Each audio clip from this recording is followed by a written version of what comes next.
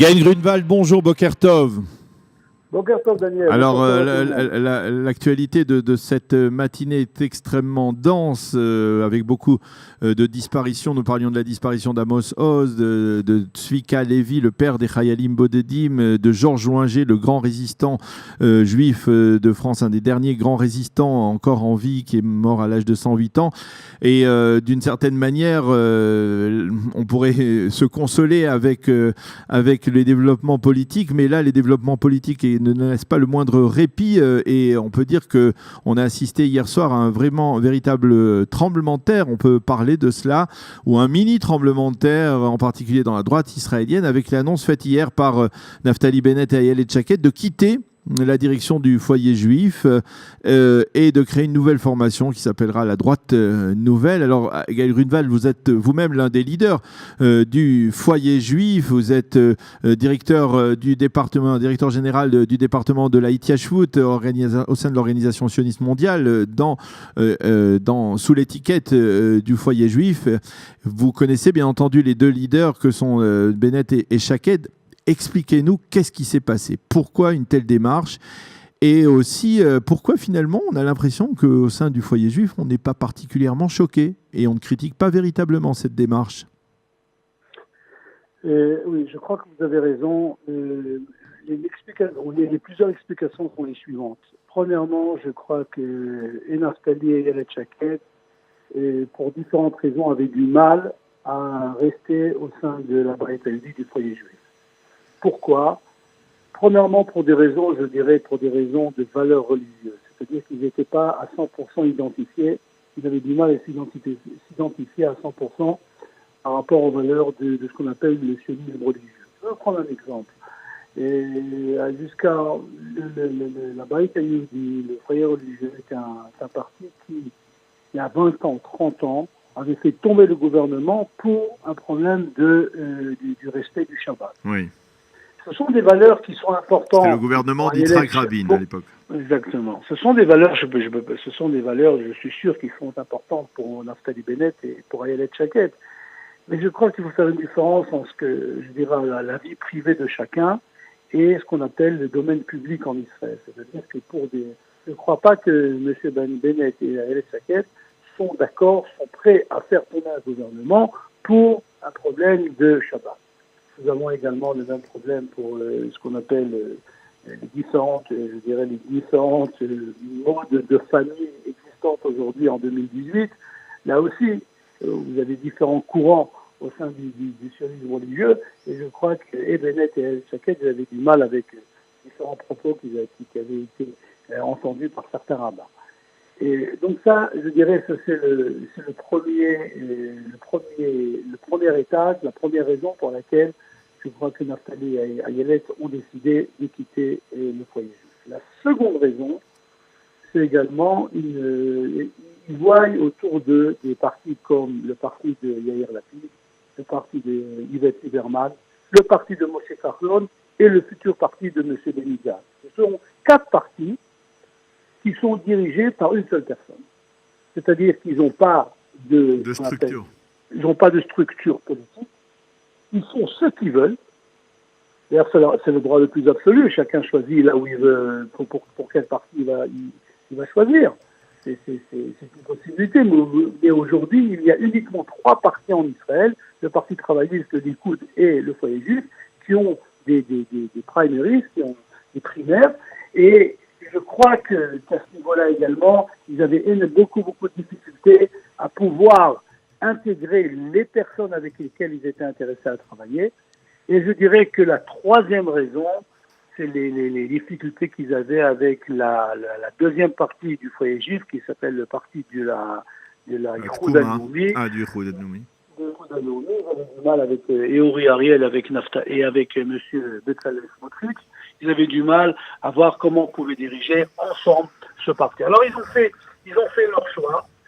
Je suis pas sûr que à leur niveau, je suis pas du tout sûr qu'ils ont pris une bonne décision hier soir. Et je parle pas maintenant des résultats par rapport au foyer juif, au niveau personnel. Je suis pas tellement sûr. À mon avis, ils vont prendre des voix un petit peu du Likoud, ils vont prendre des voix un petit peu de Kachlon et de Benny Gantz, peut-être un petit peu de la Beit Hayoudi. Et je suis pas sûr. Vous ne pensez pas que la division peut renforcer ce bloc de la droite, des gens qui s'identifient de près ou de loin au foyer juif, et c'est-à-dire que cette démarche permet de rassembler, donc dans le cadre de cette nouvelle formation, ce qui n'était pas possible avec le foyer juif? Je suis pas du tout sûr. Non, je suis pas du tout sûr. C'est très possible que le total, le nombre total, le résultat des élections qui auront lieu en avril 2019, on aura plus ou moins le même nombre de membres à la Knesset qui représentent la droite. Alors il y aura, s'ils ont pris 2 du Likoud, et s'ils ont pris 1 ou 2 du Kachlon, qu'est-ce qu'on a gagné? On n'a rien gagné. Mm-hmm. Et encore une fois, le problème est s'ils sont capables d'amener des nouvelles voix qui n'auraient pas voté pour le bloc de la droite. D'ailleurs, c'est le même problème qu'il y a dans la gauche. Est-ce qu'on peut supposer qu'ils ont fait leur, on va dire qu'ils ont fait leur devoir avant de se lancer dans une telle initiative? Est-ce qu'on peut supposer qu'ils ont essayé de vérifier au sein de l'opinion publique, ou alors c'était une manœuvre, on va dire un coup d'éclat planifié dans la rapidité, ou alors à votre avis c'était quelque chose qui se préparait depuis longtemps? Bon, comme Naftali et Ayelet, si je peux me permettre, ce sont des gens intelligents, ce sont des gens doués. J'imagine qu'ils ont fait ce qu'on appelle en hébreu leur devoir. Ils ont fait leur préparation avant à mon avis, de décider de se séparer du foyer juif. Maintenant, j'ai aucune idée, je serais incapable de vous dire depuis quand ils ont. À mon avis, c'est une histoire de quelques jours, maximum quelques semaines. Ils ont réussi à cacher leur plan par rapport aux gens qui étaient très proches d'eux. J'ai entendu ce matin que le vice-ministre, M. Ben Nahal, ne savait rien jusqu'à samedi soir, et une demi-heure avant la conférence, il a reçu un téléphone de M. Bennett en lui disant « Voilà, nous avons décidé de quitter ». Donc ils ont gardé ça sous le sceau du secret. Encore une fois, il y a deux choses que j'aimerais dire. Premièrement, ça va permettre à la Beit Hayoudi de rester le vrai Beit Hayoudi, parce qu'il y a effectivement une nécessité de clarifier le message du sionisme religieux.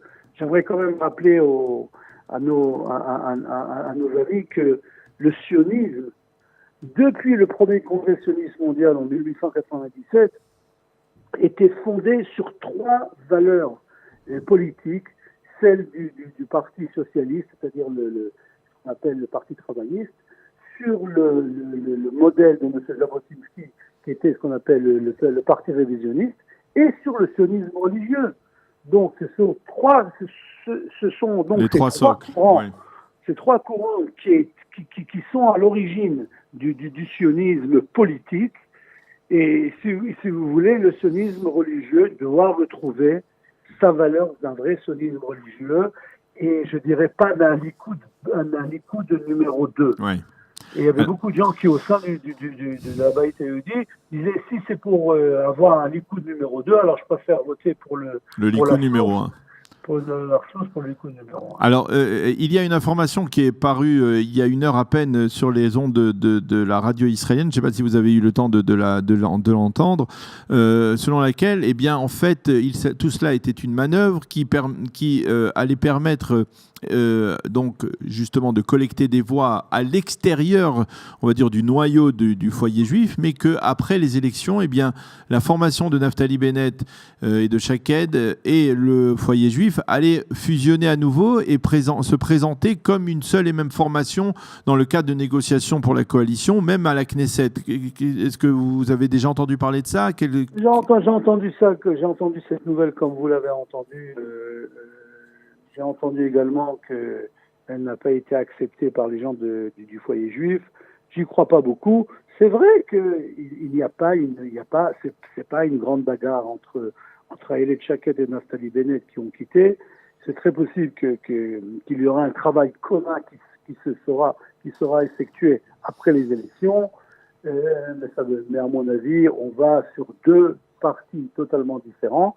De la même façon que le Likoud et le foyer juif travaillent ensemble, ont des projets communs, mais on parle de deux partis différents. Ce sera la même chose, à mon avis, par rapport au nouveau parti qui a été créé par M. Bennett et Ayelet Shaked. D'ailleurs, c'est intéressant de remarquer que c'est la première fois qu'il y a un parti qui va être dirigé par deux personnes. Oui. Ils ont décidé hier soir que bicéphale, le poste de président sera nommé donc par deux personnes, et c'est effectivement quelque chose dont on ne connaît pas tellement dans la vie politique israélienne.